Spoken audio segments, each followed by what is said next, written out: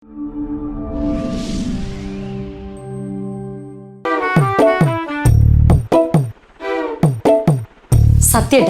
സത്യേട്ടന് എപ്പോഴും അപ്പുറത്തെ ഡോക്ടറെ പറ്റി കുറ്റമല്ലേ പറയാറുള്ളൂ. പക്ഷെ എന്തെങ്കിലും ഒരു സഹായത്തിന് അവരേ ഉണ്ടാവും. ഇവിടെ ഇപ്പൊ എന്ത് സഹായമാണ് ഇപ്പൊ അത്ര അത്യാവശ്യപ്പെട്ട് വേണ്ടി വന്നത്? കുറച്ചു ദിവസം സത്യേട്ടൻ ഇവിടെ ഇല്ലാന്നുള്ള കാര്യം ഞാൻ ഡോക്ടറോട് പറഞ്ഞു. അപ്പൊ ഡോക്ടർ പറയാം, ഒരു ടെൻഷനും വേണ്ട, എന്ത് സഹായം വേണമെങ്കിലും അവരോട് ചോദിച്ചാൽ മതിയെന്ന്. ആർച്ചേ, ഞാൻ പോണ കാര്യം തീരുമാനമായില്ല, അതിനുമുമ്പേ സഹായിക്കാൻ ആളുമായോ? ഇനി അതിനും കുറ്റം കണ്ടുപിടിച്ചോ? ഇങ്ങനെയുള്ള സമയത്ത് നമുക്ക് മറ്റുള്ളവരെ സഹായം വേണ്ടത്. ഇനി അതിനും ഉടക്കിട്ടോ. ഇപ്പോഴേ ഇതാണ് അവസ്ഥയ്ക്ക് ഞാൻ പോയി കഴിഞ്ഞാൽ എന്തായിരിക്കും അവസ്ഥ? അവൻ ഫുൾ ടൈം ഇവിടെ ആയിരിക്കും. ഇതങ്ങനെ വിട്ടാ പറ്റില്ല, ഇതിന് എന്തെങ്കിലും ഒരു വഴി കണ്ടുപിടിച്ചേ പറ്റൂല.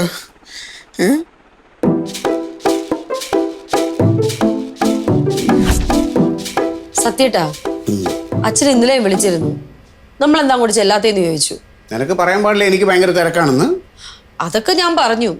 അപ്പൊ അച്ഛൻ പറയാ, സത്യപാലിന് തിരക്കാണെങ്കിൽ വരണ്ട, എന്നോട് ഒറ്റയ്ക്ക് ചെല്ലാൻ. നീ ഇവിടുന്ന് പോയാ ഇവിടുത്തെ കാര്യങ്ങളൊക്കെ പിന്നെ എങ്ങനെ നടക്കും ആർച്ചേ? ഓ, അതാണല്ലോ എന്റെ പണി. സത്യേട്ടാ, ഞാൻ പറയുന്നത് എന്റെ അച്ഛനെ കാണാൻ പോകുന്ന കാര്യമാ. അത് ഇനി അത്ര നിർബന്ധമാണെങ്കിൽ നീ പൊക്കോ, പക്ഷെ രാവിലെ പോയിട്ട് വൈകുന്നേരം തിരിച്ചു പോരണം. അങ്ങനെയാണെങ്കിൽ ഞാൻ പോകുന്നില്ല. 2-3 ദിവസം നിൽക്കാൻ പാകത്തിനാണെങ്കിൽ ഞാൻ പോവുള്ളൂ. 2-3 ദിവസോ? അതൊന്നും നടക്കത്തില്ല. ആർച്ച ഇവിടെ നിന്ന് മാറ്റിയേ പറ്റൂ, ഇല്ലെങ്കിൽ ഞാൻ ടെൻഷൻ അടിച്ച് ഭ്രാന്താവും.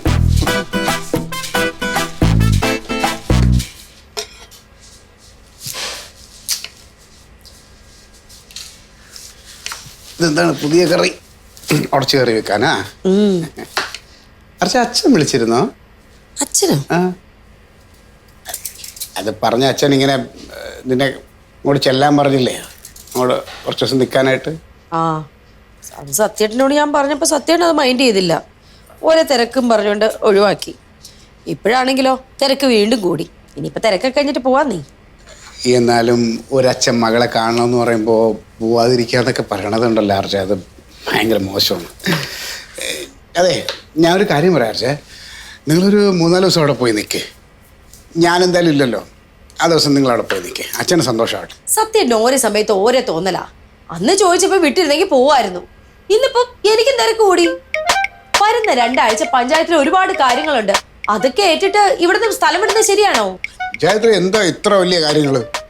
പഞ്ചായത്തിൽ ഒരുപാട് കാര്യങ്ങളുണ്ട്. അതൊക്കെ സത്യേട്ടനോട് പറയാൻ പറ്റുമോ? എന്റെ ആർച്ച, അതൊക്കെ ഒന്നും അങ്ങോട്ട് മാറ്റി വെച്ചിട്ട് വീട്ടിലോട്ട് പോവാൻ നോക്ക്. അതെങ്ങനാ? സത്യേട്ടന്റെ തിരക്കൊക്കെ സത്യേട്ടന് മാറ്റി വെക്കാൻ പറ്റുമോ? അതുപോലെ തന്നെ എന്റെ കാര്യങ്ങള്. ആർച്ചേ, നിനക്ക് ഒരു തിരക്കുമില്ല, ഇതൊക്കെ നിന്റെ നമ്പറാണ്. എന്റെ അഭ്യാസമൊന്നും എൻ്റെ അടുത്ത് വേണ്ട. ഇത്രയും നാൾ വീട്ടിൽ പോകണമെന്ന് നമ്മൾ ബഹളമായിരുന്നു. ഇപ്പൊ പോവാൻ പറഞ്ഞപ്പോൾ അവൾക്ക് പോകണ്ട. എൻ്റെ ഉദ്ദേശമൊക്കെ എനിക്ക് മനസ്സിലായി. ഒരു 3-4 ദിവസം ഞാനിവിടെ കാണില്ലല്ലോ, അപ്പൊ സർവ്വ സ്വാതന്ത്ര്യമായി. അങ്ങനെ വന്നപ്പോൾ അവൾക്ക് അച്ഛനും വേണ്ട, വീടും വേണ്ട. ഇനി ഞാനിവിടെ ഉണ്ടായിരുന്നെങ്കിൽ നീ തുള്ളിച്ചാടി പോയേനെ. മനസ്സിലായില്ല. ഇതിൽ എന്താ ഇത്ര മനസ്സിലാക്കാനുള്ളത്? ഞാൻ കുറച്ച് ദിവസം ഇവിടെ ഉണ്ടാവില്ല എന്ന് പറഞ്ഞപ്പോൾ ഓടിച്ചെന്ന് ആ വിവരം ആ മൃഗത്തിനോട് പറഞ്ഞേക്കണ്. അതിന്റെ ആവശ്യം എന്താ? അതങ്ങനെയല്ലേ വേണ്ടത്? അവർ നമ്മുടെ തൊട്ട അയൽവക്കമല്ലേ. സത്യേട്ടൻ ഇവിടെ ഇല്ലാന്നുള്ള വിവരം അവരറിയണ്ടേ? എന്തെങ്കിലും ഒരു ആവശ്യം ഉണ്ടെങ്കിൽ അവരല്ലേ സഹായിക്കാനുള്ളൂ. ആർച്ചേ, എനിക്കെല്ലാം മനസ്സിലാവുന്നുണ്ട് കേട്ടോ. ഞാനിവിടെ കുറച്ച് ദിവസം കാണില്ല എന്ന് പറഞ്ഞപ്പോൾ തന്നെ അവൻ നിന്റെ ഉത്തരവാദിത്വം അങ്ങ് ഏറ്റെടുത്ത് കഴിഞ്ഞു. ഇതൊന്നും ഇവിടെ നടക്കൂല. ഇത് ഭയങ്കര കഷ്ടമാണല്ലോ. കഷ്ടമാണ്. ഞാൻ മനസ്സമായിട്ട് അവിടെ ജോലിക്ക് പോകണമെങ്കിൽ നീ നിന്റെ വീട്ടിൽ പോയി നിന്നേ പറ്റുള്ളൂ.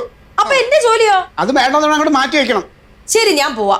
ഇനി മാറ്റി പറയരുത്. ഇല്ല. കുറച്ച് കഴിയുമ്പോ സത്യേട്ടന് വേറെ എന്തെങ്കിലും തോന്നലുണ്ടാവും. അപ്പൊ സത്യേട്ടൻ പറയും പോണ്ടാന്ന്. ദേ, ഞാൻ അച്ഛനെ വിളിച്ച് പറഞ്ഞതിന് ശേഷം മാറ്റി പറയാൻ പറ്റില്ല. ഇനി ഒരു മാറ്റവും ഇല്ല. നീ വിളിച്ചു പറഞ്ഞോ.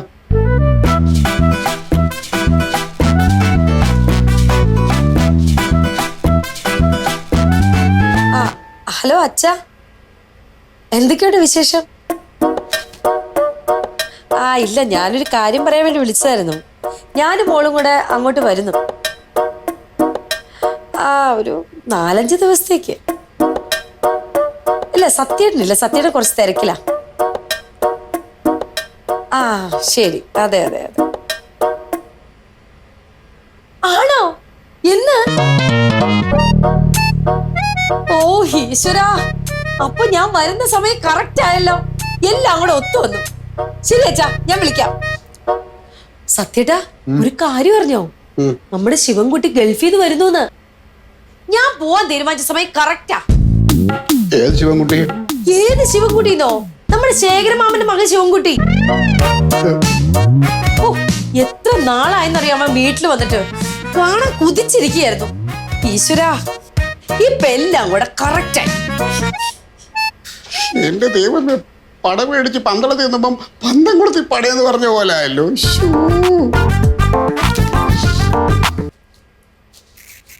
ആർച്ചേ,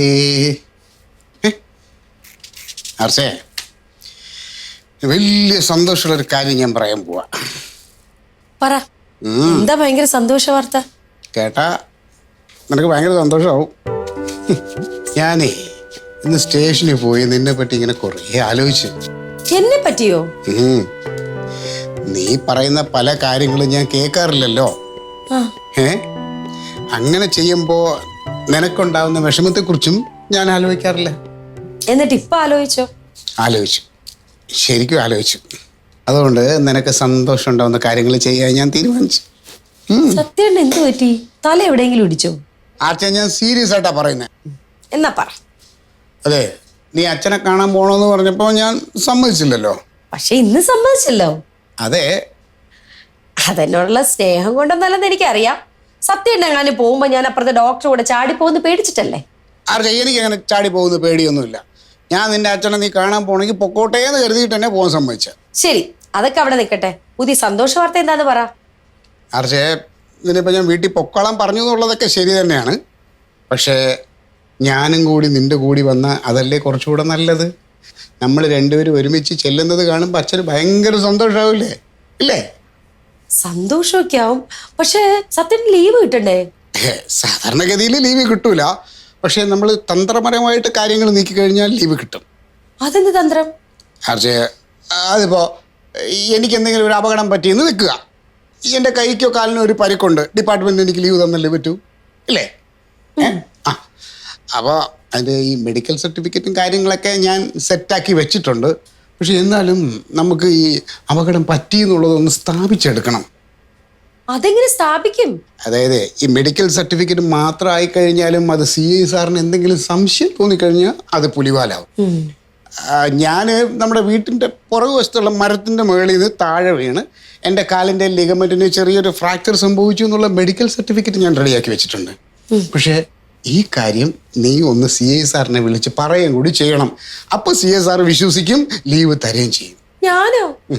ആർച്ച, നീ പറഞ്ഞ വിശ്വസിക്കും. എന്നാലും ഇതൊക്കെ വേണം സത്യേട്ടാ. ആർച്ചെ, നമ്മൾ രണ്ടുപേരും കൂടി നിന്റെ വീട്ടിലോട്ട് കയറി ചെല്ലുന്ന രംഗം നീ ഒന്ന് ആലോചിച്ച് നോക്കിയേ. അതെ, ഇതുപോലെ കൊച്ചു സന്തോഷങ്ങൾക്ക് വേണ്ടി ചെറിയ ചെറിയ കള്ളങ്ങൾ പറയുന്നതിൽ ഒരു തെറ്റുമില്ല. അല്ലേ? ഞാൻ എൻ്റെ ഫോണിൽ നിന്ന് വിളിച്ചു തരാം, നീ സംസാരിക്കും. നീ സാറിനോട് പറഞ്ഞാൽ മതി. ഹലോ സർ, ഞാൻ സത്യപാലിന്റെ വൈഫ് ഉണ്ണിയാർച്ചയാ. സാറേ, ഞാനൊരു കാര്യം പറയാൻ വേണ്ടി വിളിച്ചതാ. സത്യേട്ടന് ചെറിയൊരു ആക്സിഡന്റ് ഉണ്ടായി. അയ്യോ, പേടിക്കാനൊന്നുമില്ല. നമ്മുടെ വീടിന്റെ മരത്തിന്റെ മോളിന്നേ താഴോട്ട് വീണ് കാലിന്റെ ലിഗമെന്റ് ഒരു ചെറിയ ഫ്രാക്ചർ. അപ്പോൾ ഒരാഴ്ച റെസ്റ്റ് വേണമെന്നാണ് ഡോക്ടർ പറഞ്ഞിരിക്കുന്നത്. ഞാൻ ലീവ് ആപ്ലിക്കേഷനും മെഡിക്കൽ സർട്ടിഫിക്കറ്റും ഒക്കെ കൊടുത്തു വിടുന്നുണ്ട്. ആ, ശരി സർ, താങ്ക് യു. രക്ഷപ്പെട്ടു. എൻ്റെ ആർച്ചേ, ഇത്രേ ഉള്ളു സംഭവം. സത്യേട്ടനോട് സൂക്ഷിച്ചോളാൻ പറഞ്ഞിട്ടുണ്ട്. ലീവ് ഇന്ന് തന്നെ അപ്രൂവ് ആവും. കാര്യങ്ങൾ നടക്കണമെങ്കിൽ ഞാൻ തന്നെ വേണമല്ലോ. അപ്പൊ നമുക്ക് നാളെ തന്നെ പോയാലോ? പിന്നെന്താ, വേണമെങ്കിൽ ഇന്നേ പോവാം. എന്നാലും നമ്മൾ ചെല്ലുന്ന സ്ഥിതിക്ക് ശിവൻകുട്ടിയോടെ അവിടെ ഉണ്ടായിരുന്നെങ്കിൽ രസമായിരുന്നേനെ. നിങ്ങൾ ഇതുവരെ പരിചയപ്പെട്ടിട്ടില്ലല്ലോ. എന്താ, നാളെ നമുക്ക് പരിചയപ്പെടാമല്ലോ. ഇല്ലെന്നേ, അവന്റെ ലീവ് ക്യാൻസലായി. ഇനി 6 മാസത്തേക്ക് നാട്ടിലേക്കില്ല. നേരത്തെ പറയാതെ? അതിന് സത്യമായിട്ട് വന്നിട്ട് പറയാന്ന് വെച്ചു. ഞാൻ വന്നപ്പോ പറയണ്ടേ ഇത്? ഒരു സന്തോഷ വാർത്തയും കൊണ്ടുവരുമ്പോ ശിവൻകുട്ടിയുടെ കാര്യമാണോ പറയുന്നേ? എന്റെ ദൈവമേ, എന്റെ ഒരാഴ്ചത്തെ ലീവ്.